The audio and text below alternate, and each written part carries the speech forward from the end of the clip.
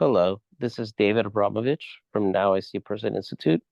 I'm faculty at Now I See a Person Institute. With me, I have our esteemed colleagues, Dr. Susan Swim, Executive Director at Now I See a Person Institute, Joanna, also faculty at Now I See a Person Institute, and Ashley, faculty at Now I See a Person Institute. Now I See a Person Institute is a nonprofit organization that focuses on clinical work, research, and education.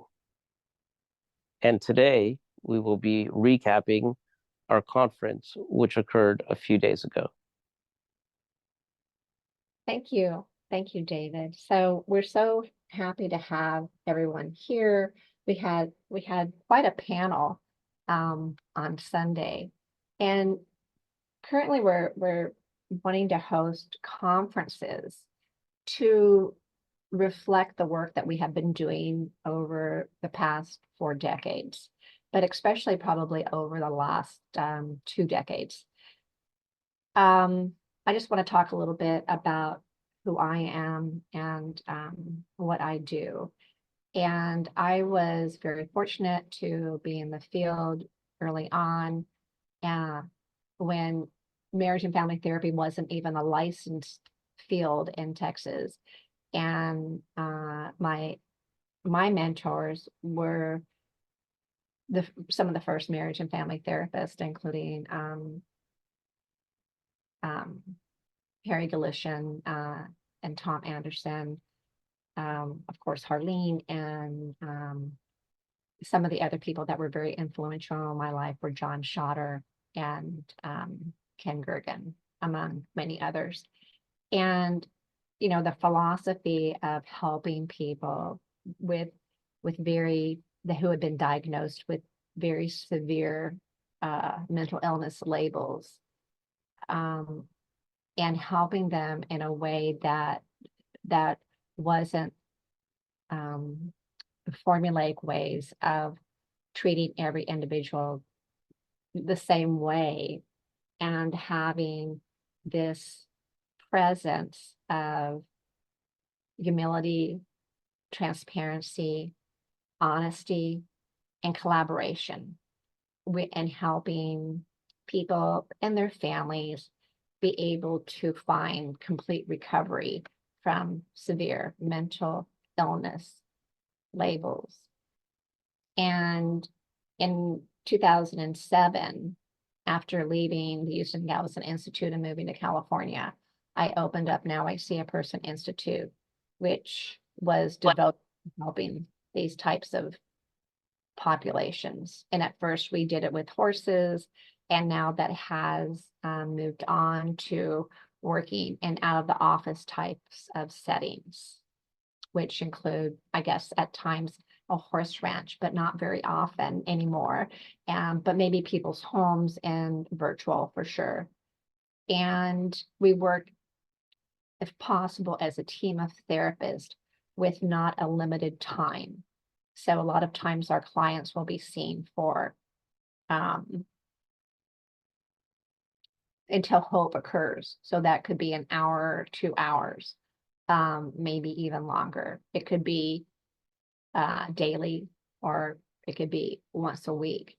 And we find that people are able to recover from severe mental illness diagnoses, where they not only become asymptomatic, but they find their own freedom and their own path to having the lives that they want to have, again, without symptoms. So my background was, I think, it's necessary sometimes to talk about this, but when I was a young therapist and we had been trained at the Houston Galveston Institute before I became faculty on the Houston Galveston Institute, a group of us opened up a mental health clinic that was run by the state. And we used the ideas that we had borrowed from the Houston Galveston Institute about kind of the diseasing of mental health, where we did not see people as a mental illness diagnosis, but we saw people as people were suffering, and how can we best help them? So at that point in time, which was 1984, we would, if people came in and they had symptoms of quote unquote psychosis or depression or eating disorders, bipolar disorders, schizophrenia, you name it, people came in and we talked with them as people. The way that we operated was very much as we were trained at the Houston Galveston Institute. And so people were not referred for a psychiatrist, although there was a psychiatrist at the clinic. We did not talk in terms of, we talked in what Lynn Hoffman has often referred to as common talk. So we didn't talk in terms of diagnosis. We talked in terms of the trauma that these people had went through. So, and again, it wasn't like Lynn Hoffman used to talk about, wasn't that finding of things in the bushes. It was talking about what they wanted to talk about and what they thought was important and not what we felt was important. And so really it was a different type of presence, of welcoming the client's voice instead of trying to steer this client's voice or coerce the client into thinking a different way. And it was extremely productive. It was productive in the same way that we have what we're doing today, using just very simple, what people would call methodologies of having this relational connection and being able to talk about what has happened that was important to them, how they have suffered and how they want things to be different. And through those conversations, people are able to come up with endless possibilities and endless solutions for life to be different for them. So that's kind of what I talked about a little bit in the conference before the panel started. And in this Zoom or this recording, you will also hear the panel that was able to talk a couple of days ago. So I don't know who would like to go next in introducing themselves and what we do or what you do.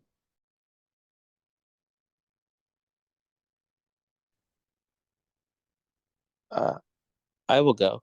My name is David Rovich, like I said, and I'm also faculty and RC a person, and I've been a member for past decade. And prior to coming to Now I See a Person, I was an attorney and saw nothing but despair.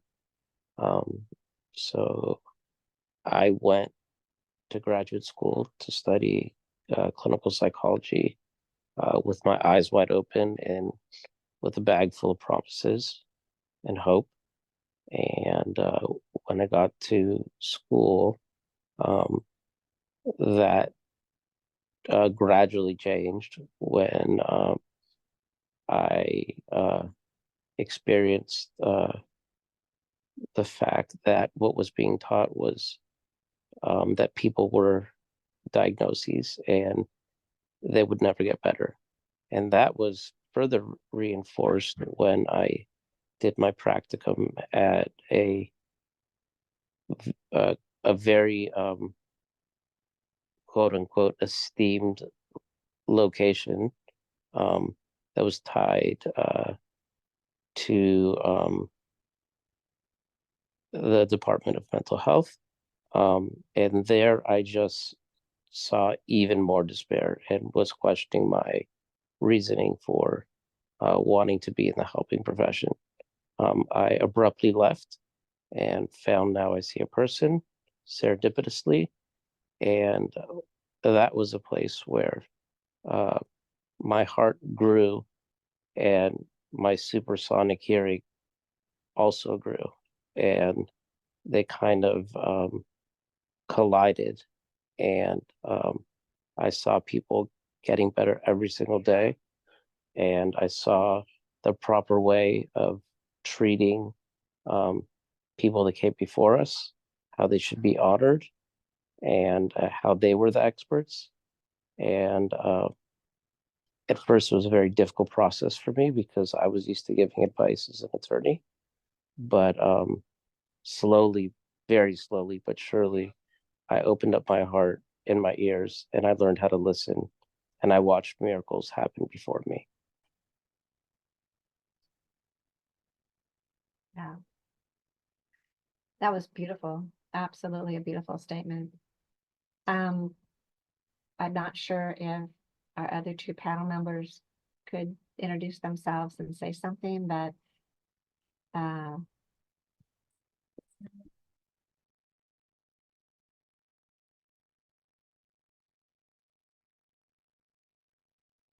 just waiting for the mutes to come off. Hello. Hello. Hi. So my name is Ashley. I am a recovery consultant here with Now I See a Person.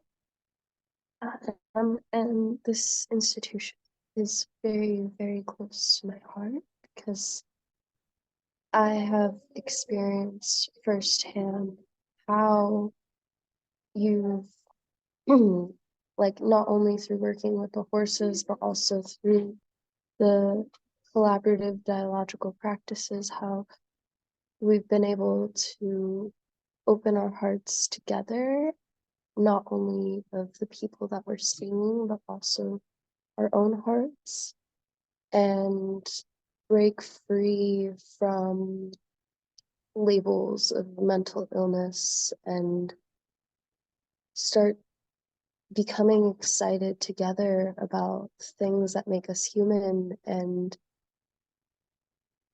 have this beautiful process of reintegrating nature back into our life and what is natural to us. Thank you so much. And then, last but not least, hi, Joanna. Hello. So my name is Joanna Buchans. I'm a licensed marriage and family therapist. I've been working with Now I See a Person Institute for a little bit of time now, and it's been very different from all the different sites I worked at, from psychiatric centers to private practice. I did a little bit of traveling abroad, and when I came back, I wanted to continue the mission of Now I See a Person Institute with helping to create courses for clinicians to learn collaborative dialogical therapy. And we're encouraging that learning process internationally for therapists to learn about this and more ways to help people that offers true recovery. So that's kind of our mission here and my role. Perfect. Thank you so much. So a couple of days ago, we had a conference called Normalizing Ourselves for the Clients, Freeing Ourselves and Finding Freedom. And we had a number of former people who had received our services and also recovery consultants. And I don't know, Dave, if you would like to talk a little bit about recovery consultants.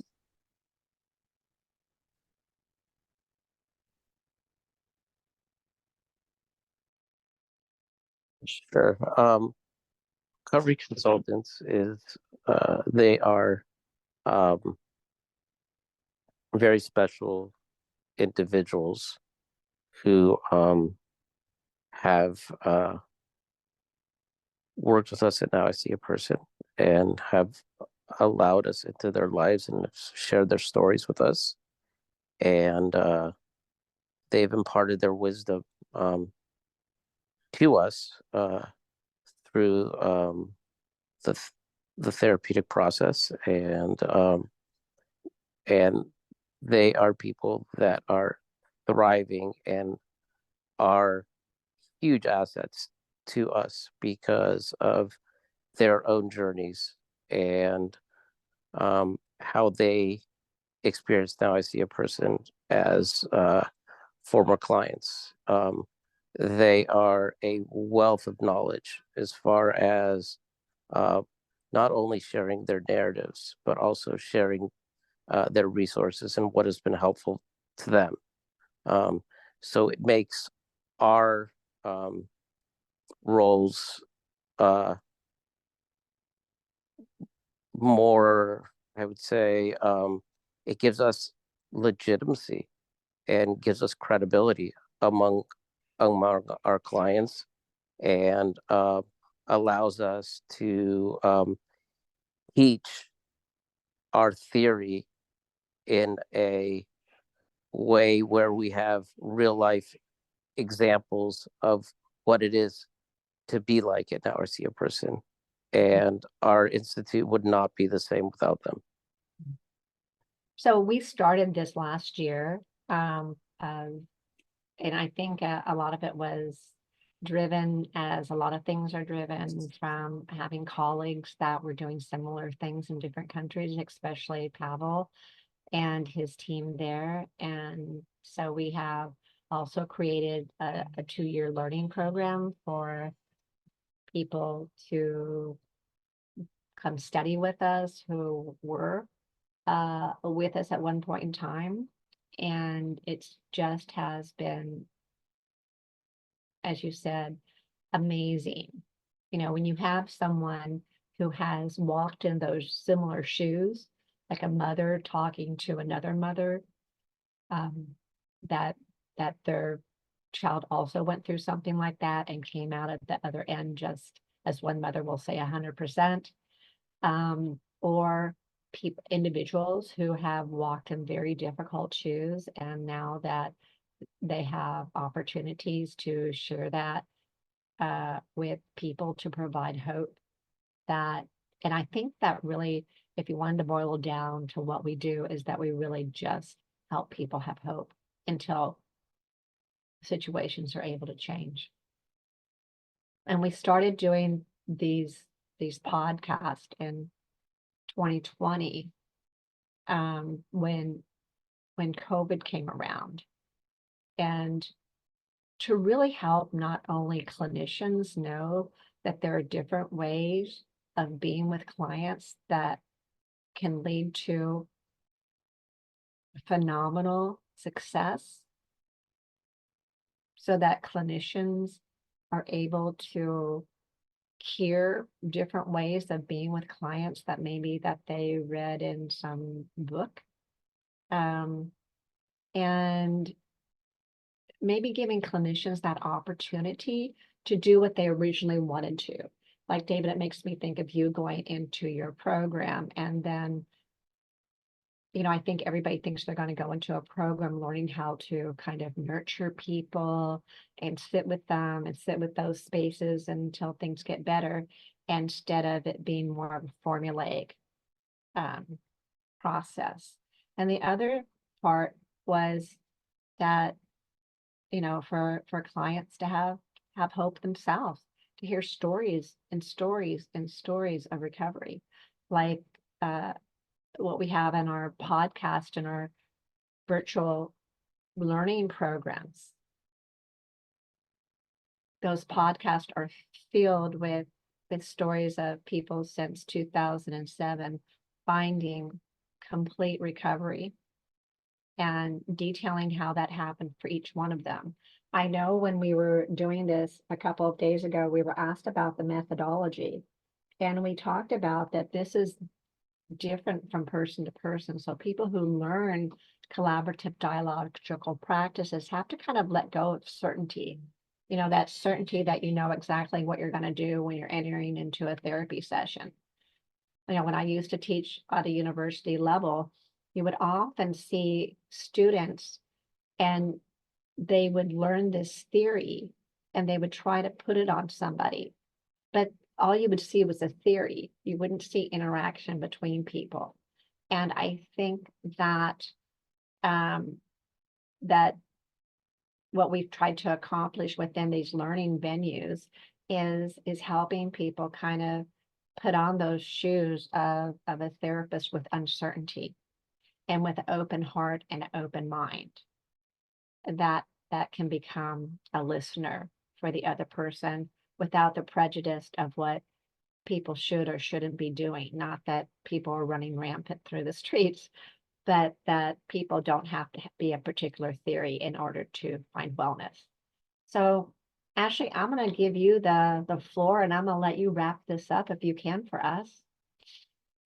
Okay, well, I would just like to start off by thanking everyone who attended our conference. Thank you so much for being a part of this conversation. It's very vital to remind people about their humanity and to remember that we are so much more than the labels that we place upon ourselves or that others place upon us. We're humans with a soul and dreams and wishes and goals, and that in itself is wondrous. Life itself is precious and wonderful. So thank you so much, everyone who attended. Thank you, everyone, for listening, whether it be when you were listening live or via online. Have a wonderful evening, and I hope to hear from you soon. Also, if you guys have the opportunity and are blessed, we are a nonprofit, so we would love donations. It helps us continue the work that we do, continue spreading education and awareness. So have a wonderful day, friends, and bye. Thank you so much.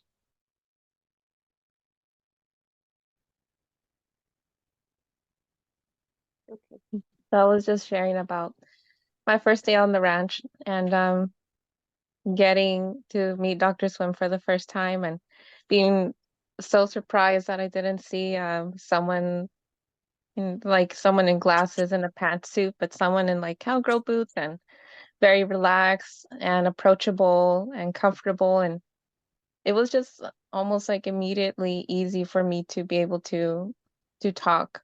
And it wasn't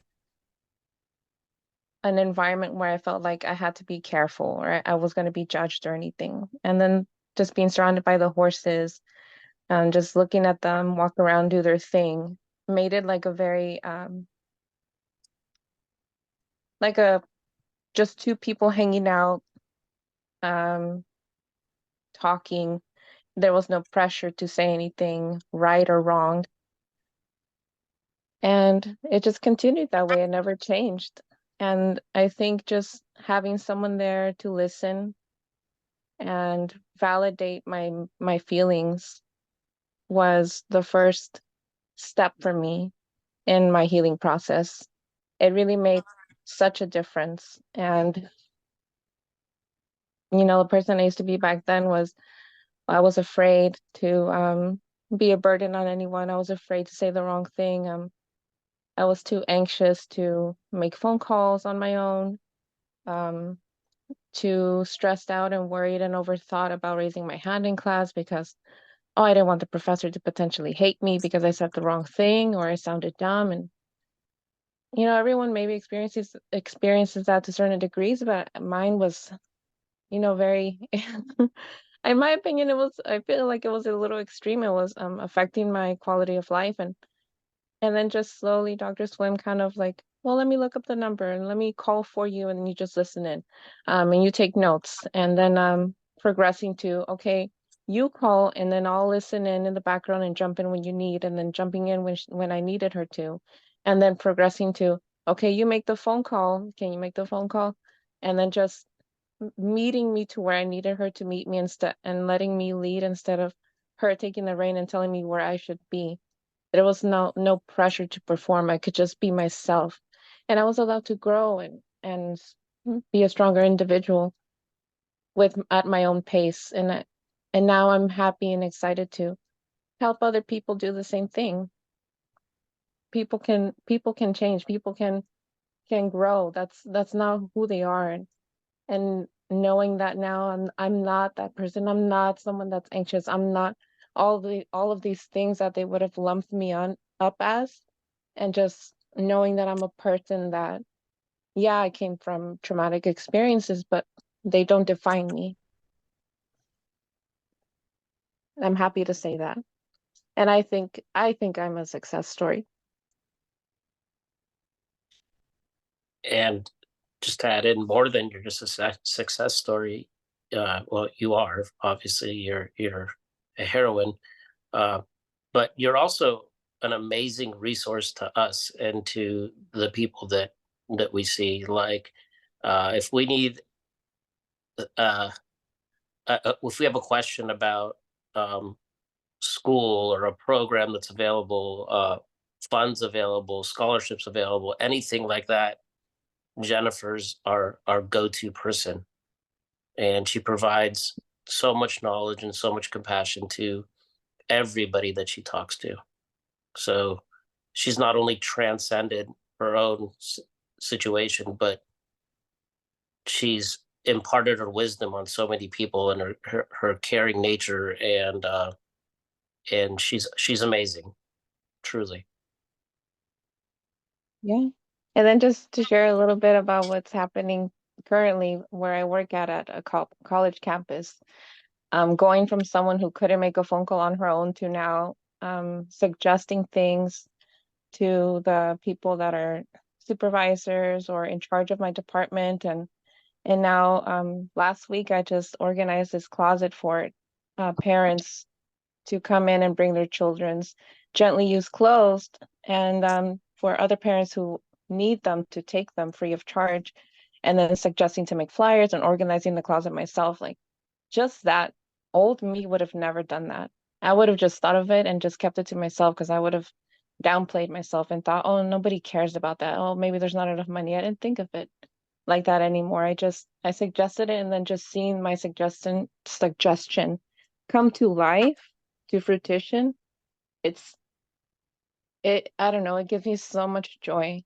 And I hope that people that are feeling the same, like downplaying themselves and thinking, oh, nobody cares about me, I don't care about me, or negative things like that, that it's possible that your life doesn't have to be that way. You can grow from that. You can grow past that. I want other people to feel this joy in themselves, and that life is not written in stone. You can write it yourself, and you can make it whatever you want it to be.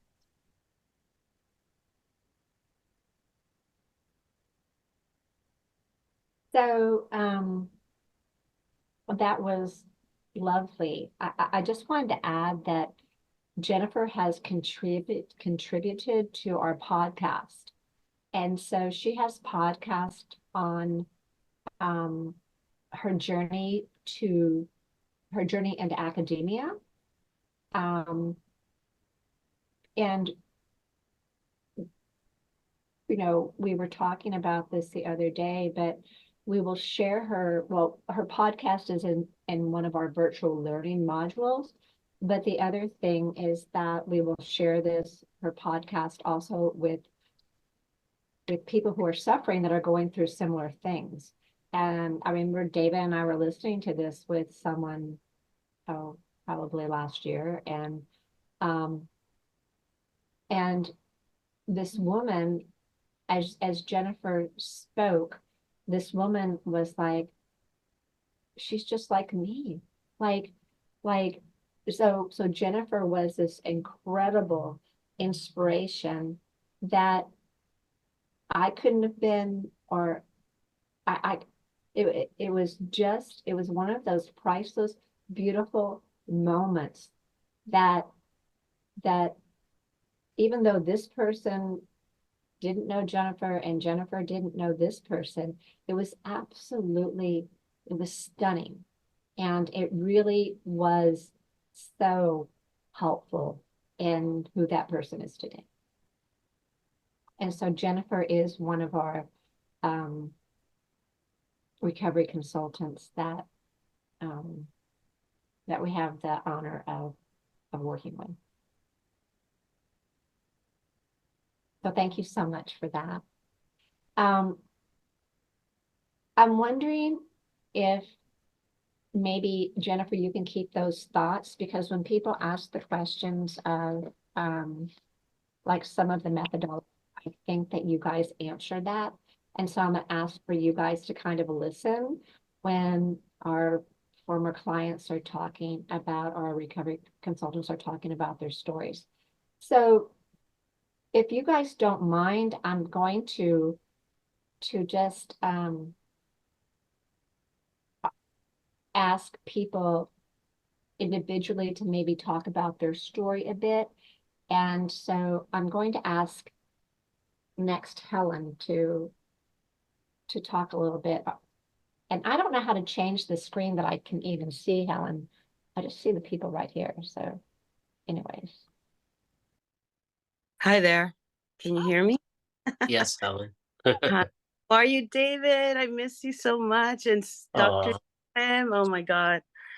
I'm so happy to be here. And yeah, I appreciate everyone. I just wanted to talk a little bit about what I went through, but it's really my daughter that went through it. But it actually does have to do with me because, like, before it was so new, I never knew about any of this, illness, mental. I don't want to put a label on it, but she was diagnosed. And I went to many places, and everywhere I went, it was the same thing, very sterile. Um, Psychiatrists, psychological people did not want to talk to me because she was already 21. And I would just pull her out of there, and I was like just lost. And like David said, the stars aligned somehow, and Dr. Swim, found her, went to the horse ranch, and it was the most incredible experience. It wasn't just talking to her, but it was including me so they could know who she was in the beginning. And without that, I don't know what would have happened. No medication. I called it just I don't know, it was just amazing experience. The setting, including me, us together talking and letting her, like I call it, throwing up. But it, it took a while. Obviously, it was twice a week, Monday and Friday, but it was incredible. It was an incredible experience. She is 100% well. She has a job. She's back on her feet. She's normal. I mean, this experience was, I just, I have no words for it. It was so different from the regular setting, and they're not wanting to talk to me and not going inside with her. No. This was totally amazing. I'm actually thinking of becoming a life coach. I don't know. But the experience was truly, it was not just for her, but it was for me as well, teaching me how to deal with things and me talking. So that helped her and it helped me. I mean, it was something that I think more people should know about, and it should be out there and not just putting them in that 3-day hold. They come back and it's ridiculous, just ridiculous. People should know that this exists and there's this option of helping your child or a loved one come out of whatever label they put them on. It is something very needed in this world right now. And yeah, I cannot be just grateful. They'll always be in my heart. Dr. Susan Swim and David, I mean, changed our lives for the better. I don't know if she would have still been, if I didn't meet, I See a Person Institute, I think she would have still been in the same, just the same thing. And just going in, medication, never coming out of it. Never. You need to talk to them. You need to, it's a different setting. It's a different way of approach. And yeah, we're still learning every day. And I do take her now to the duck park, and we're learning how to just go out and meditate and walk around and talk. That helps a lot too. Even if you're not, labeled, you can still, these approaches are so important in everyday life. If you're stressed, whatever, it's just amazing to go out there and be with nature. And I think the horses were the, foundation too, because she was talking to them and, we love them, Teresa and Oliver, but we'll never forget the journey was amazing as opposed to being in a hospital setting and with a clipboard and I'm outside in the waiting room. No, no, no, no, no. That's not the way to do this. This is not the way to approach a person that's having, issues in their mind. And no, that is amazing what we went through. And yeah, that's what I can say. So I'm just gonna kind of bounce off and thank you so much for that wonderful story. And so I'm just gonna add to that just a little bit from my perception and for the question that was asked on kind of the methodology. So, for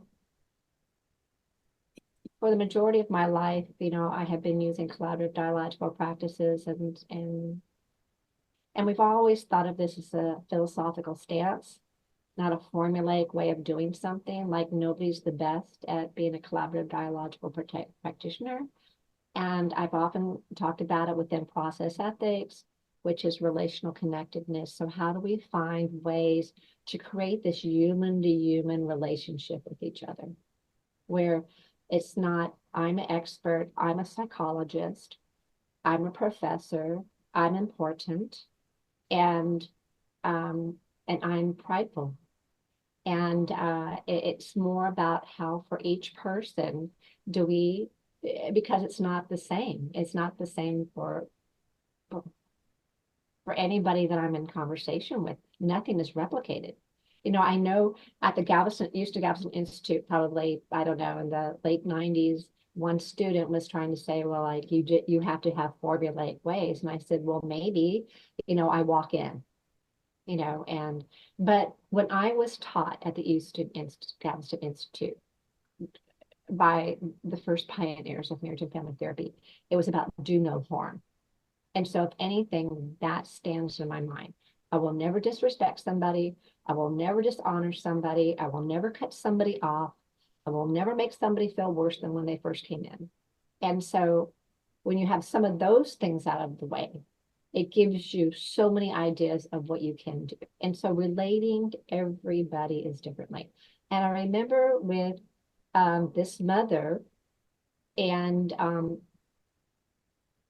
her daughter that we had some interns at that point in time that were there. And I would say things like, it's going to be okay. It's going to be okay. And I know how hard it is. Well, I don't know how hard it is, but I know that it is hard because I could see it's a hard time. And I remember one of those students like being very like, what, like, how could you say that it's going to be okay? Because I know it's going to be okay. I have seen hundreds of people go through the same types of things, and it's okay. And it's a frightening situation. So why can't we talk about that? I didn't have to know exactly why these things happened. Like Lynn Hoffman used to talk about the thing in the bushes thing, like as if because I know everything that happened to this person that is going then to lead me to, the treatment plan. Like, it's about relationships and being in conversations and people leaving with hope in some direction.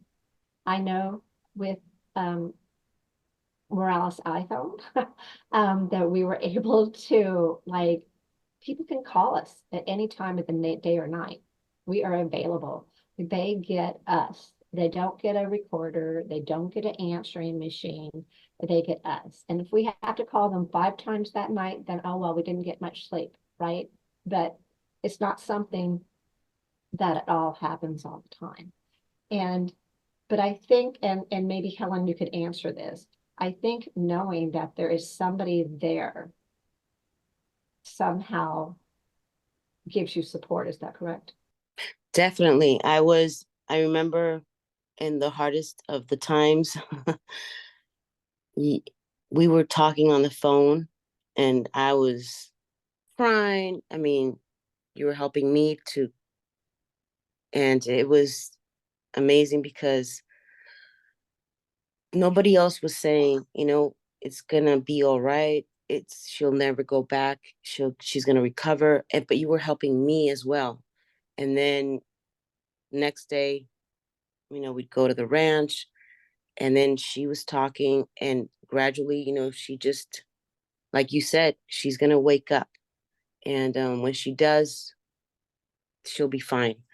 And she did. She woke up and it was close to her birthday. And all of a sudden she just, and mind you, she was on, man, I remember when the first time before we met you, I was going to the church and I was trying to get a priest to come over because I thought I needed an exorcism. And they never came.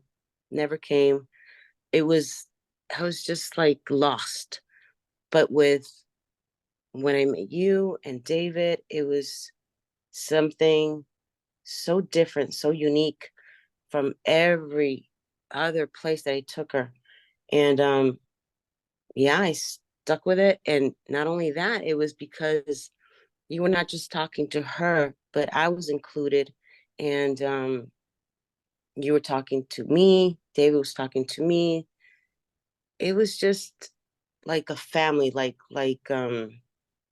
something that needs to be done with families together, support system, strong one.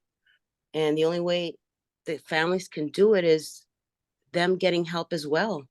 It just can't be the patient or, the client and the psychologist or the psychotherapist. It has to include everybody. So we all learn together and we all have that patience and understanding of what's going on. That's the way I saw it, and that's the way it is still. She keeps asking me if we can go back to see the horses. I'm like, oh well, okay. But now she's busy. She's got her job and she's back on her feet. And yeah, it's very important to me to let people know that this exists and more has to, come. It Other people have to do this. Professionals like you and David and other psychologists and psychotherapists, they should do this alternative. It is very important. I think it works 100% better than the regular, I guess, one. I don't know. I just think that this was an um amazing journey. I learned a lot and now I do see people different. We have a lot of homeless and people that are walking around the streets and I'm literally approaching them and asking them, do you need help? And they start talking and that's what they need is to be heard. Um, yeah, this I see a person institution for me is, and it should be, shown everywhere. People should know about this and share about it and talk. That's the way to heal is talking and no judgment, just listening and know that they will get better without going into that 3-day hold or taking all these meds.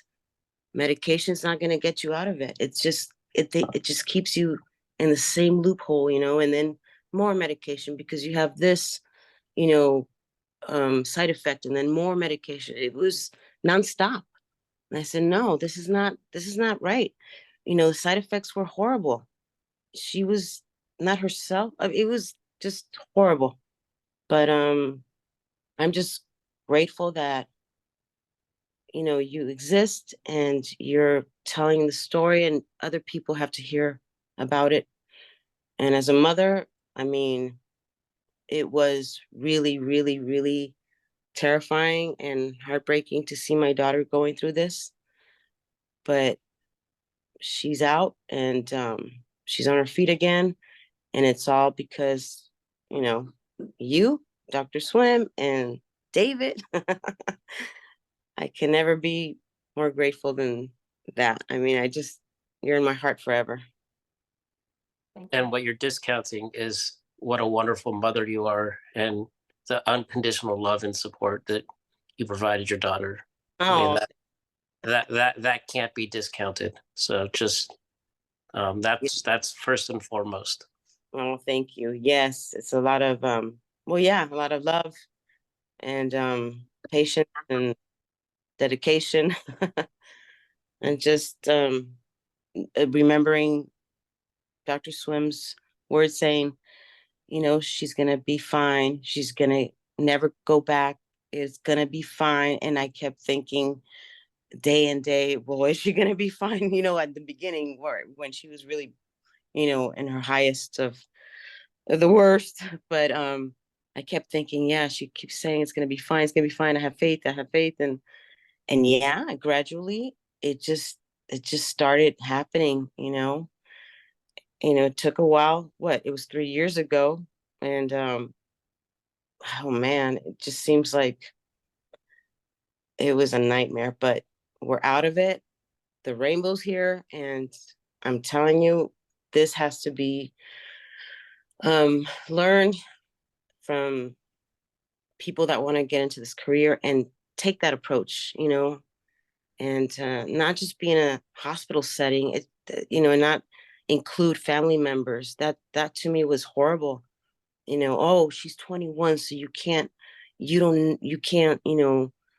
see or talk or see what our, um, you know, what they're doing with her or anything like that. I'm like, she's 21, but she's my daughter and you don't know her.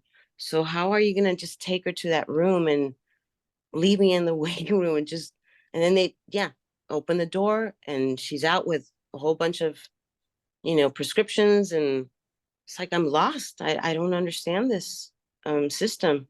It doesn't make sense to me. And yeah, that's not the way to go and help somebody that's going through, you know, mental issues. I'm not going to label anything, but yeah, it was a lot of labels. And when they give you those labels, you look them up and it's even worse. The internet's like, oh my goodness, what the hell? And I said, nope, this is not the way. There has to be another way. And there is another way.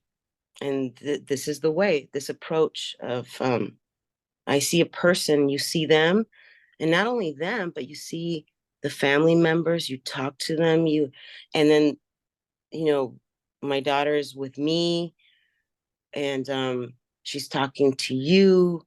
She's not scared. She's in a free setting. There's trees, there's shade, there's oxygen.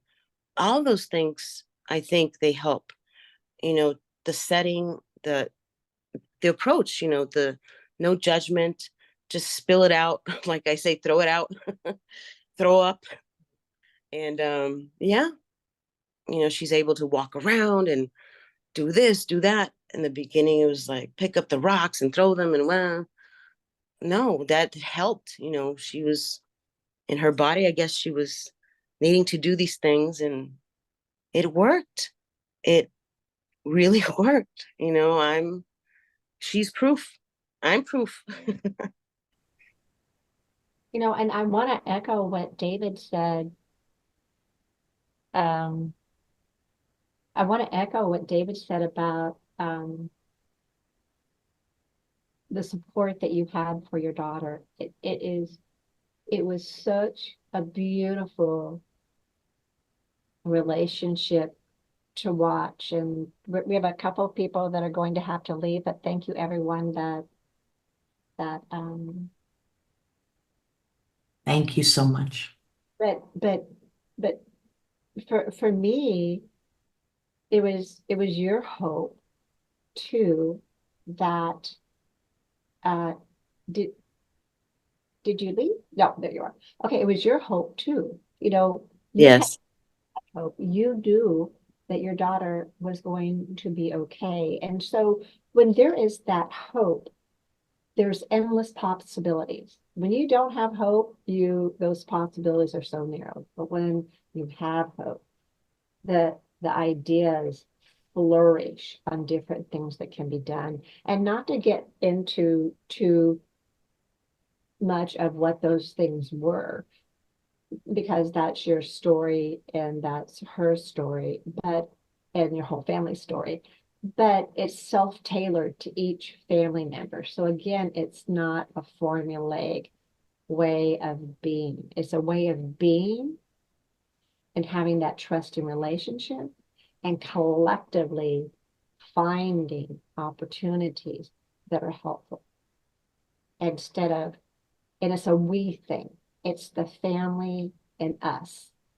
It's not a work expert and somehow we are so clever that we can walk in and say, this needs to be done. And it's all over, things are going to be fine. But I think what happens so many times in these types of situations is that there's no hope because people are told there's no hope as soon as you become a patient. As soon as you become a patient, there's a diagnosis and there is something wrong with you. And I cannot imagine the terror.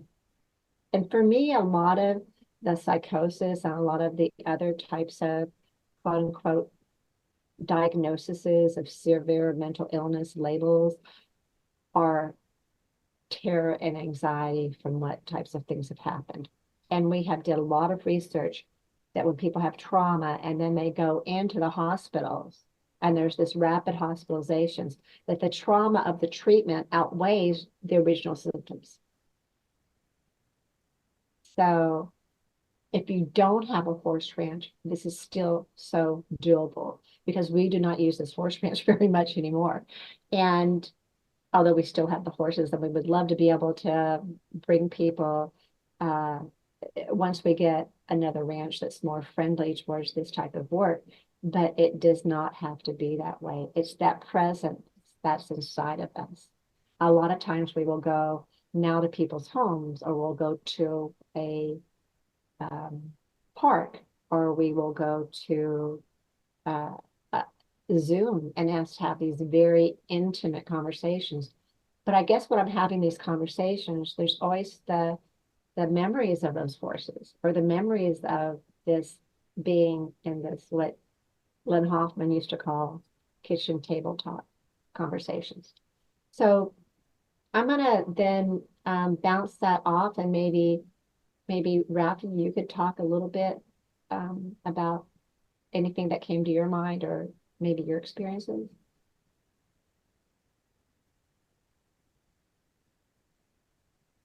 I don't know if you can still hear us, Rafi.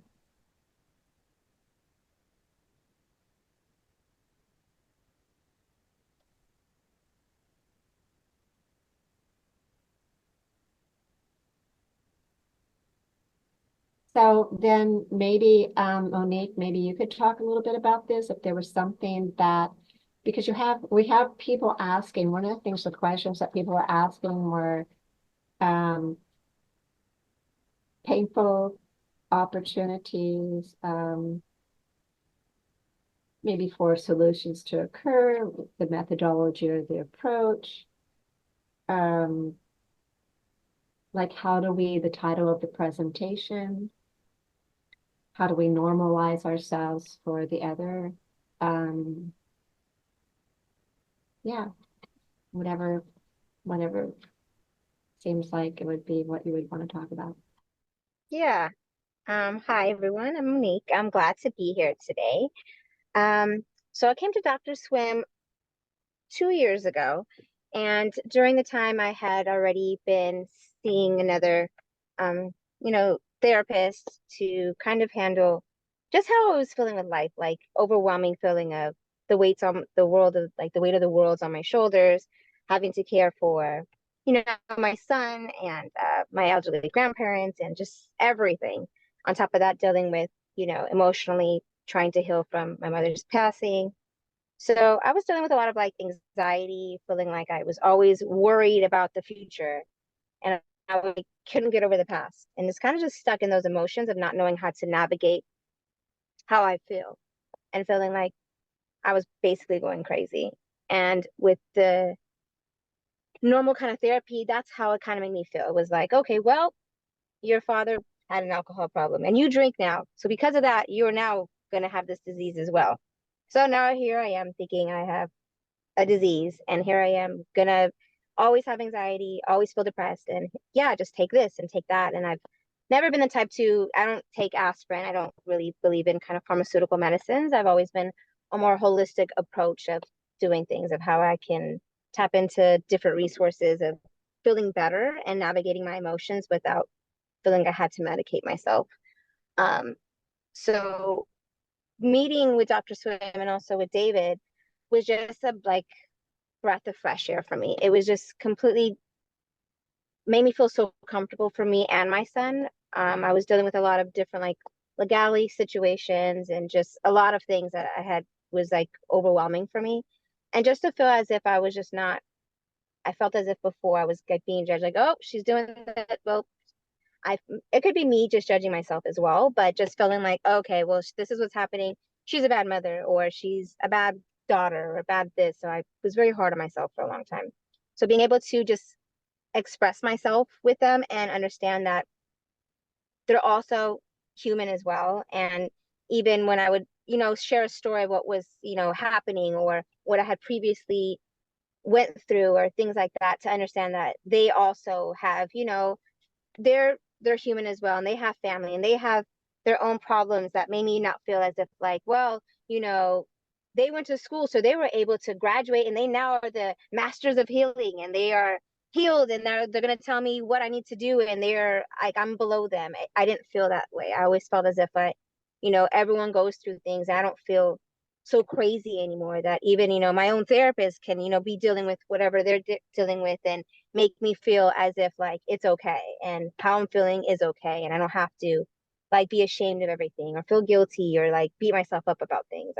I've always felt really comfortable with that. So being able to express myself, being able to, learn how to just kind of be more present in the moment and be okay with like, be okay and taking happiness for what it is. Was at a point in my life where I was afraid to be happy because I was afraid when was the next bad thing going to happen or looking through the past and just with everything. So being able to speak to them and know that it's okay to feel these emotions and being able to process them like, okay, why am I feeling this way?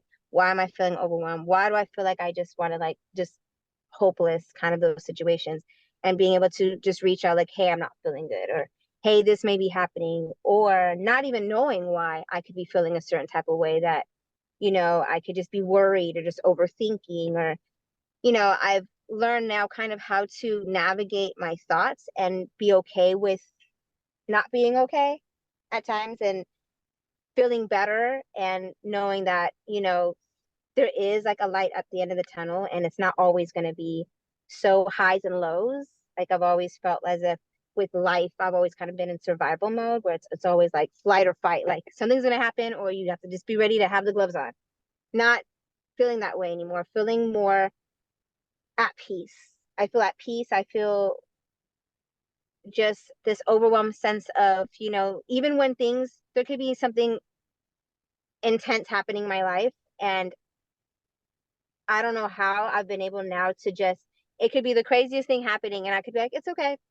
Tomorrow's a new day and it's going to get better. And it could just be in the middle of the storm. And instead of just feeling like the storm is just going to wipe me off, I'm like, okay, after the storm, there's going to be a rainbow. So just go through the rain.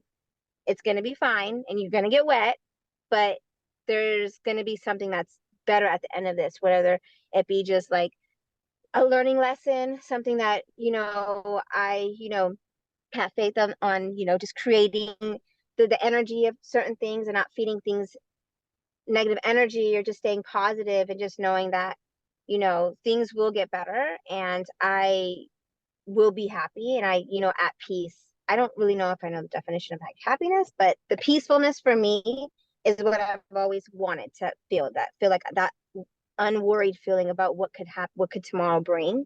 And now being able to have that support system, that even when things weren't right or things are right, I'm like, hey, my son got into this, and feeling like I could share that, of having that support system is amazing. Because I do feel, as the pillar of strength in my family, it's kind of hard for me to express when I'm not feeling well, because they look to me for the strength. So being able to not always feel like I have to be strong, and I can be in my weak moments of just exhaustion or just emotionally drained, and being able to speak to someone and say, okay, I'm not feeling good, I'm going to process this, but let me get it off my chest, and then just, go back to what makes me feel good and makes my son feel good. So having that support system has been amazing for me and my son, because it's helped me with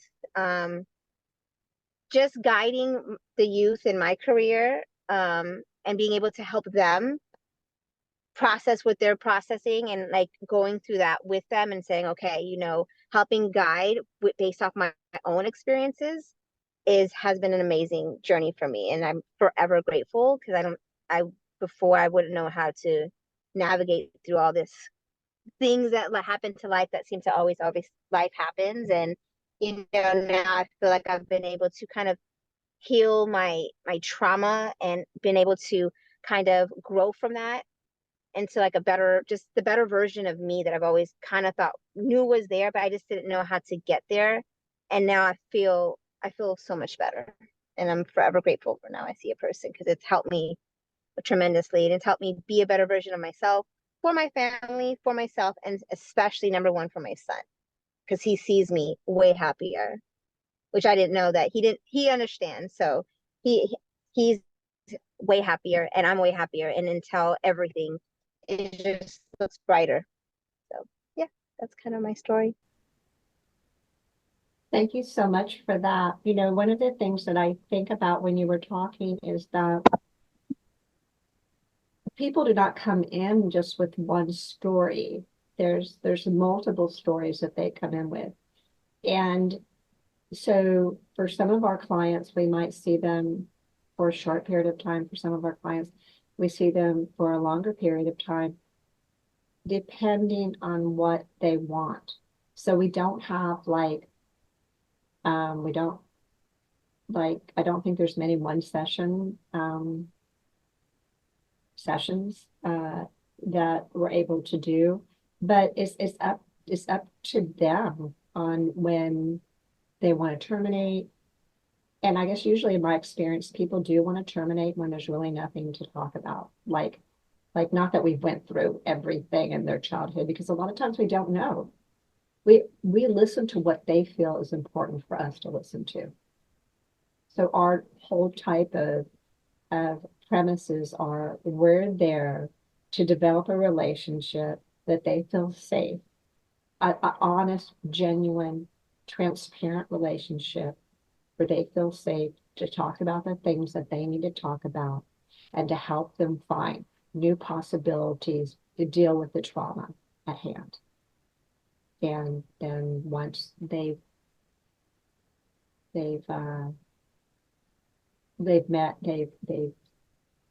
accomplished what they want to accomplish, then that's when quote unquote therapy, or whatever we're calling that we're doing ourselves, is over. So I wonder if we had just had a gentleman that re-entered the room. Would you like to talk a little bit about this? I think that there's some people that would be looking forward to your story. Well, hello. So, I'm here today to discuss a little bit about my journey to wellness, and how I've gotten to the point where I'm at today. Um, so about 10 years ago, I struggled very, very much with my mental health, like most youth does. And I kind of got thrown into the mental health system, which for me did a lot more damage than good.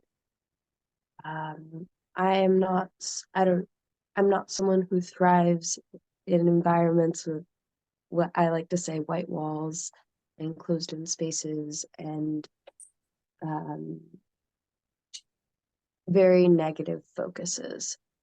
I found that every time I went to go see a psychiatrist or a therapist, I left with more reasons to dislike and distrust myself and heavier prescriptions, which, you know, starting at the age of 10, that's kind of a lot. And then also considering around that age range, I was also going through things like puberty and adding medications into that mix kind of made me go haywire. I'm sorry, I'm not sure why there's like a echo. But as I've grown older and also came to find Now I See a Person, I've learned to trust myself on a different level. I've learned to not focus on these negative narratives of like, oh, I'm the problem, or it's my past, or it's my bloodline, or it's any of these things. Just learning that like humans have an emotional journey and that's normal, and we just need to learn how to work with said emotions, whether it be like extreme feelings of discomfort and stress and learning how to ride through them, or learning how to be at one with the sadness and the grief that is a part of existence that happens when people die, or, you know, many things can be very distraughting within the human journey. But I think my biggest takeaway has always been that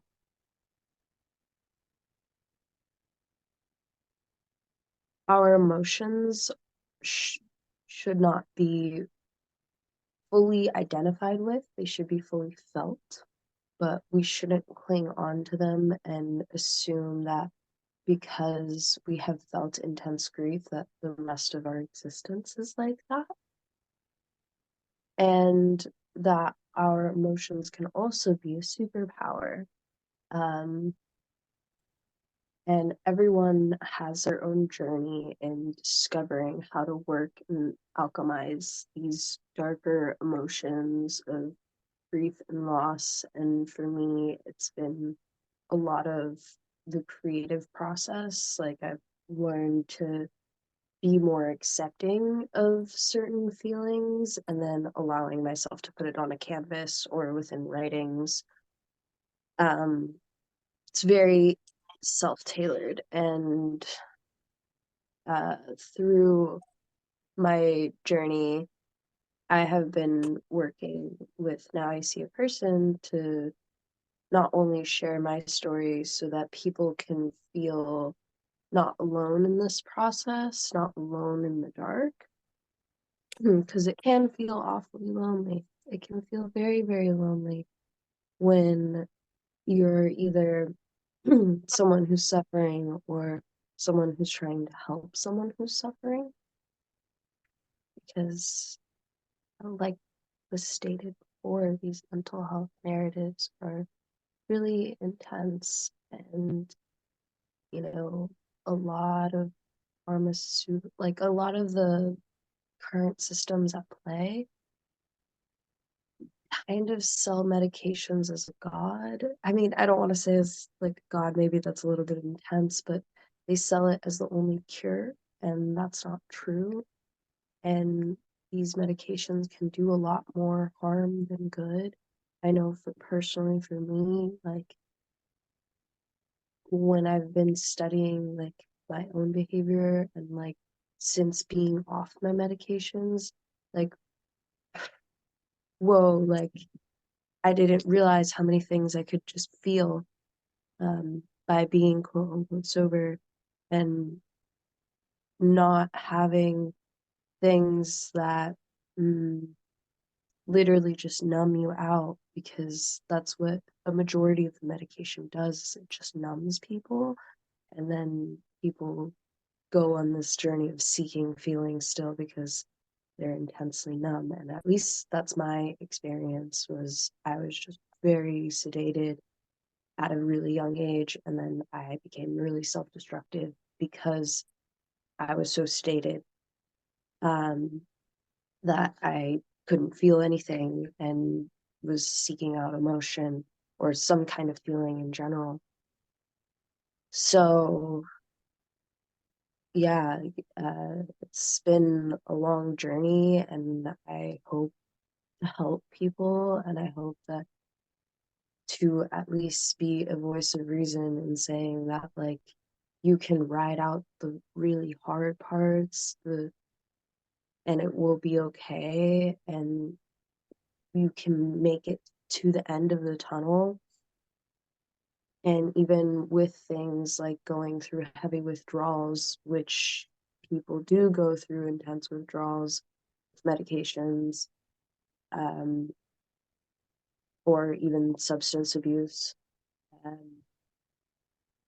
like, you'll make it out the other end.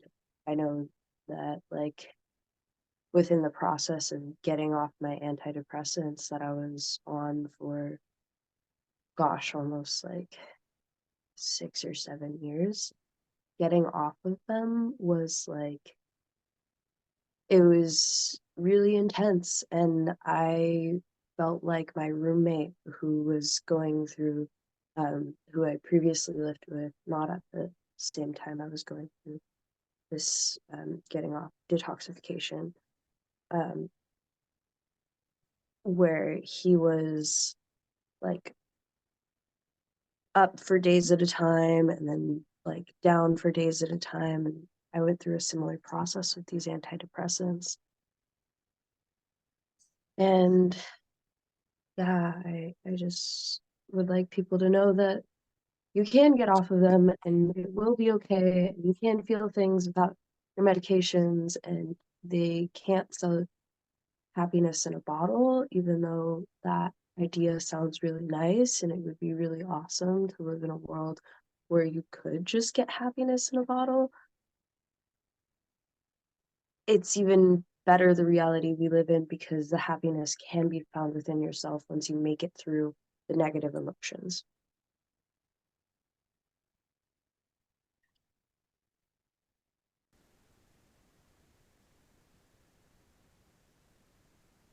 Rosina Cracker.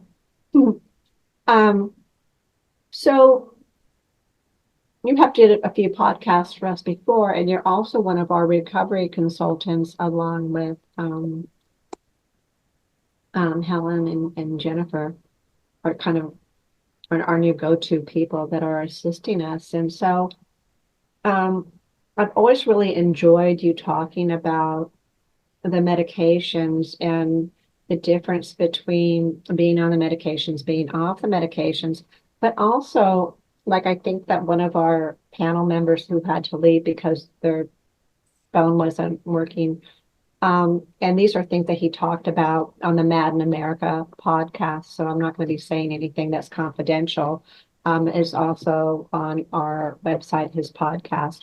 But he had a daughter also that went into a hospital when they were very young, and they were told from a very young age that they were diagnosis and they would have to take medicine for the rest of their life, and that it was like just having heart disease or diabetes, and that it was something that there was no cure for, but they could learn to somehow manage the disability.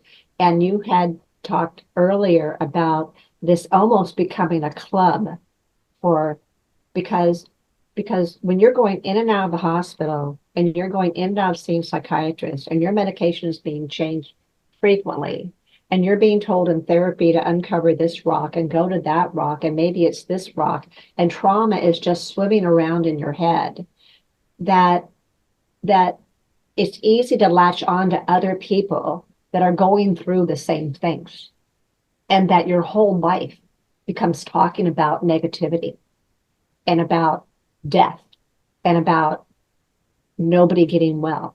And I thought maybe you could talk about that just a little bit. Yeah, I mean, most definitely, like, there is kind of like this underground or common denominator that happens within people that have been through the psychiatric system. Because you live such intense trauma and are kind of in a way trained to only converse about the negativity going on in your life, you have this common denominator of I guess trauma bonding. Within psychiatric hospitals, it's a common practice to do group therapy where everyone sits in a circle and just hashes out everything that has ever hurt them. And it becomes this game of, all right, who's the most messed up and who has the most reason to be here. Humans are but first social creatures, so we try to identify with some sort of group. And when you're told you are an outcast or given such label of, you know, anything within like psychosis or depression or bipolar or anything labeled as insanity, then it becomes kind of almost a game of who's the most deserving of this title and um who's the king of the outcasts, who's the craziest in the bunch, who's the most of something. And that's something that happens within any group. If you look at sociology, there's always going to be some kind of like a um hierarchy that's established within that. So when you put a bunch of people in a space, force them to focus on their negativity that's going on in their life and why they're there, and that, and essentially reward them for being the most hurt and the most damaged by giving them more titles, more medication, more attention at the bare minimum, then it kind of reinforces all the negative habits within everyone else. And that was something that I personally saw and experienced, and even like not just within group therapy, but within like college courses as well, like in art courses, because I do have a degree in the arts as well, um, where certain students would still kind of cling to these mental health narratives, and then they would almost like form some kind of group within the class of oh, this is how messed up we are, we're just the messed up bunch, and our art is all about how much we hate ourselves or how much we hate existing. And it's a really interesting paradigm to not only observe but also exist somewhat within or live through, I guess. I don't want to say exist within. But it's a very damaging environment to be in because it reinforces very, very bad thought patterns and habits and self-destructive behaviors. And instead of focusing on what's actually helping, they're focusing on what's making things worse and are rewarding the worst behavior. You know, And I'm just going to add into that is that I think what happens is because so much of your young life is cut off and in your peer group are people that have severe psychiatric illness narratives, and that becomes their life of talking. So instead of talking about, hey, let's go to the mall, let's go to Six Flags, it's like, well, I think each person will be comparing like how they're doing, even when they get out of the hospitals, and that continues. And what we've heard clients say before is that when they step out of those narratives and they see themselves as a person and no longer a mental illness narrative, that their friends leave them because they they it's almost like you're abandoned by the people that you knew so intimately from that, if you want to call it trauma bonding or bonding over similar themes of what's important to you. And a lot of those similar themes become like, who was the most suicidal this week? Who had the most seasonal affective disorder and wasn't able to get out of bed? Who had this? Who had this? So what you had before, just like Preeti was saying in her book, what you had before where you were a person that went through trauma, that once you go into the system, which is the system of psychiatry, the system of psychology, she calls it law as well, David, because of course it is all governed by those types of bodies, that from then on you learn a new language to describe yourself. You no longer to describe yourself as, gee, like I don't like getting out of bed on a cold morning, that I have this and that prevents me from being able to get out of bed. So your whole functioning, your whole self-identity, they change. And it's very insipid. It's very gradual. It's very like all of a sudden one day you have this completely different language that just is not benefiting you anymore. And I think that we have talked about this. I think that other people have talked about this, that it's very difficult to lose that self-identity, because when things start going, because I've heard this from people that that we were talking, because we've been spending about 8 months like planning on these types of conferences that we're going to do again in a few months, but they'll say like, oh, well, my car broke down, and that, well, maybe I'm having a bipolar attack, or maybe I'm having an anxiety attack, or maybe I'm having this, when they're having what we all have, like, oh my gosh, I don't have enough money to pay for that, and so it becomes a big stress. And I know for myself, because I wasn't given a diagnosis, and God knows I could have. I mean, like as I think anybody can, that when those types of things happen to me, I think like, but it doesn't go any further. It doesn't go any further until I'm not functioning correctly. And I know how, like I was telling somebody the other day, my daughter came up to me, and you know this story, and she hugged me, and she said, your hair is starting to thin. And then she said, that's okay, you're just getting older. And I'm like, oh, okay. So, like it makes me kind of touch the back of my head and things like that. Like, words are so powerful. The social constructions are so powerful.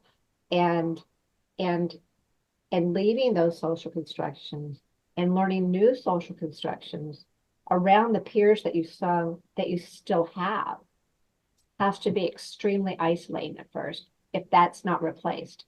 So I think that's why a lot of our clients, like this gentleman who has been on Mad America with us, that his daughter now is in a lot of different activities. She is in going to college and has formed new friends and is working and da da da. But when you're still like have those friends from those prior times, it must often feel uncomfortable. Yeah, it just, if I could piggyback on what Dr. Swim is saying, I think one of the like reasons therapists and people that work at like EMH sites and what have you, um, sort of set up the system that way is because it parallels what they've learned in their universities. Because I remember when I was getting my master's, it was frowned upon not to participate in like a group therapy environment. So I didn't want to participate, and I was ostracized for not participating, for not being part of the club, right? So I think they sort of take that same paradigm and transfer it to their careers, and then they look at people in a particular fashion that don't participate, and the people that do participate and share about how badly they feel and share about their diagnoses and share about their symptoms and so on and so forth. They're the ones that get the attention, the preferential treatment, like Ashley was saying. And I think that the genesis and the inception of all that begins in what we as clinicians learn in school. And Chris, I don't know if you want to say anything about this, but I always talk about it, and I don't even know if you talk about it anymore. But I remember your books, from a little while ago, and the when it came down to the title hate language, that's always something has went through my mind, that the things that we tell people about themselves aren't things that we would say to people. It was often things that we don't like. Yeah. In real life, that psychiatric hate language would be considered hate language, or at best it would be considered very rude. But we wouldn't talk that way in a communal sense. If I look at what I think of as communal values, we wouldn't talk that way about people. Certainly wouldn't talk that way to people. And but it's a real concern, isn't it? Because it's since we've started this work, Susan, it's become popularized. And now people coming and they want to have a diagnosis. And I have to struggle with that. So I do something else, and instead I want to talk with people about what matters to them. I want to talk to them about what they love, about what pisses them off, about what really matters to them. And then I want to know all about that. And when you go there, you tend to all of a sudden you don't need to talk about the psychiatric label stuff. It dissolves. It Yeah. just dissolves. Yeah, to a great extent. I also wanted to, if you don't mind, one of the things I've seen in your work, which really excites me, and your work is a plural, your all of you. I've spent much of my career working with indigenous populations. Right now, I live on the land of the Sioux people. This land was never ceded to them; it's stolen land. And but they've been very generous to me. But one of the things I've learned from them is that their relational worlds include the animals, the birds, the rivers, the forests. It includes all of it, the ocean. And their relational worlds are in no way stopped as if we're just talking about human relations. And one of the things that I think that you and your people have pioneered is this work that happens with animals. And too many people can minimize that. And I think that's a shame.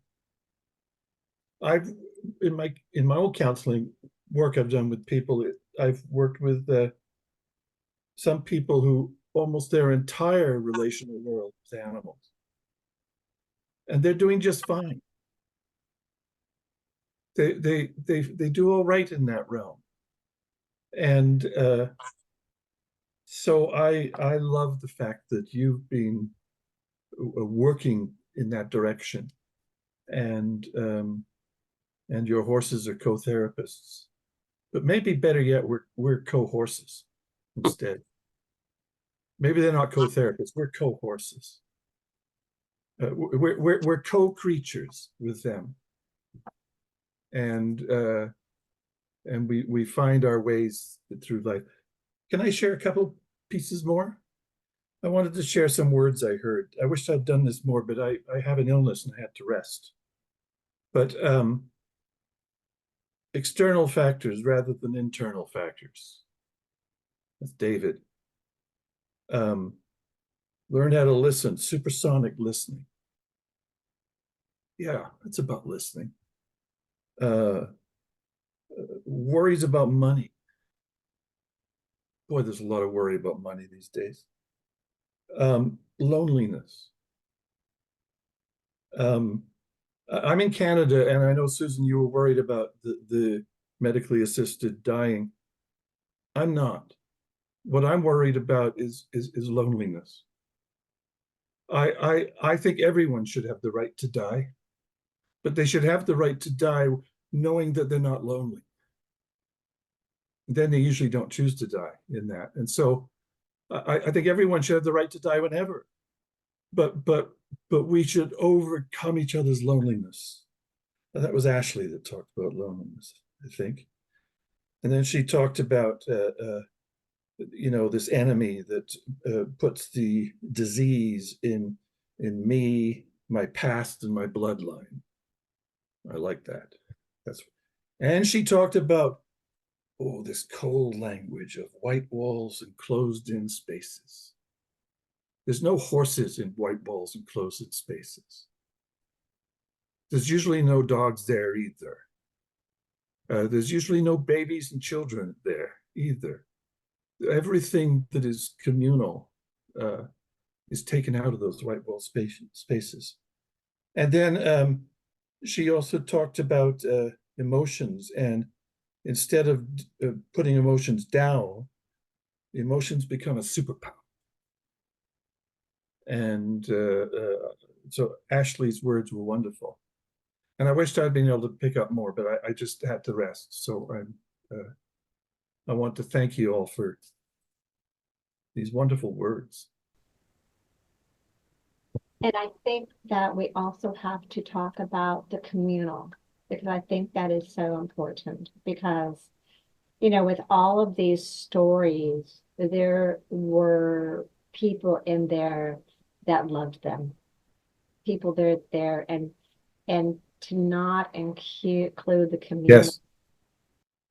Is just to do the same thing as seeing the people, grandparents, uncles and aunts, but also dogs and cats and gerbils and horses. Yeah. So we went a little bit over. Thank you guys all. We would like for this to become a place that we can do every few months and invite other people to talk with us. That we all are creating this space for these types of discourses to be louder and to be more supportive. Well, we don't feel low even, and there's newness in them.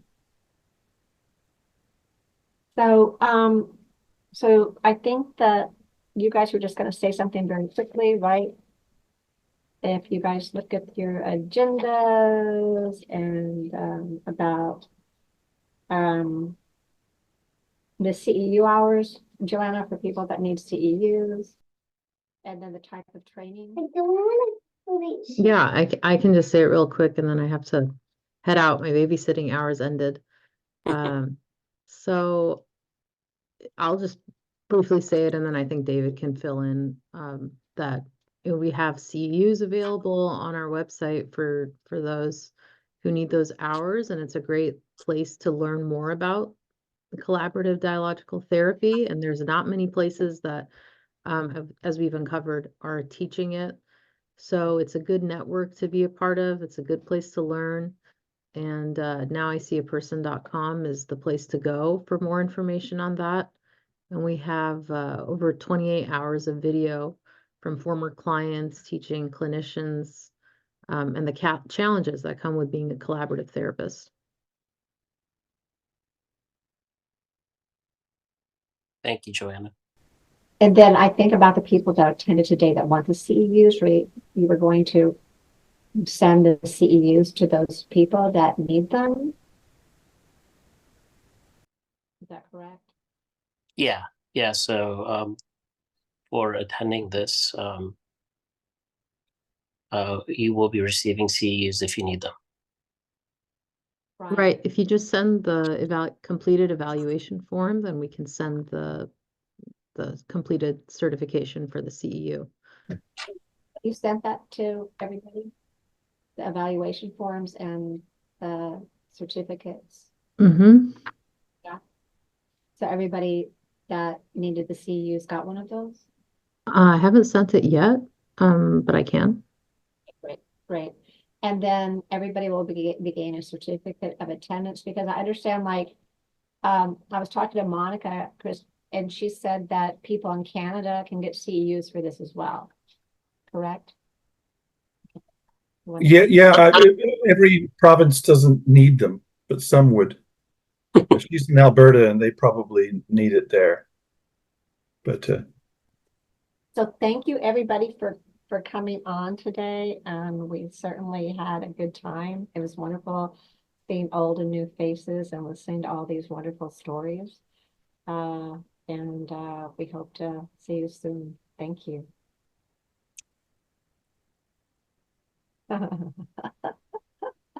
Bye-bye. hi, Megan.